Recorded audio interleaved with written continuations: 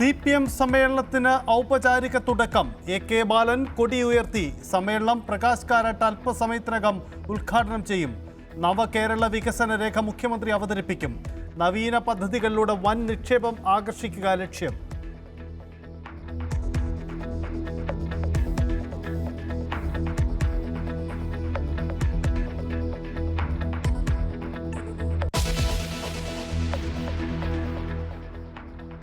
തുടർഭരണ പ്രതീക്ഷ പങ്കുവച്ച് ദേശാഭിമാനി ലേഖനത്തിൽ മുഖ്യമന്ത്രി. MA ബേബിക്ക് ഭിന്നാഭിപ്രായം. LDF കുറച്ചുകൂടി പ്രവർത്തനം നടത്തണം എന്ന തരത്തിൽ ചിന്തിക്കും. എന്നാൽ ആ ചിന്ത ഉറപ്പിക്കാൻ ഇടതുപക്ഷ ജനാധിപത്യ മുന്നണി ഒരുപാട് പ്രവർത്തനങ്ങൾ നടത്തേണ്ടതുണ്ട്. അത് നടത്താൻ തുടർഭരണം കിട്ടിക്കഴിഞ്ഞു എന്ന് പറഞ്ഞു പോകുന്നത് ബൗഢ്യമാണ്. തുടർഭരണം ഉറപ്പാക്കാനുള്ള പദ്ധതികൾ സമ്മേളനം ചർച്ച ചെയ്യുമെന്നും ബേബിയുടെ പ്രതികരണം ന്യൂസ് 18നോട്.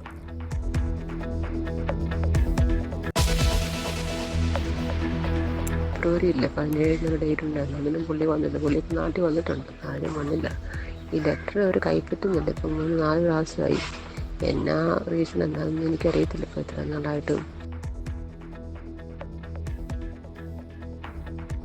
ഏറ്റുമാനൂരിൽ പെൺമക്കളുമായി ജീവനൊടുക്കിയ ഷൈനിയുടെ ശബ്ദ സന്ദേശം.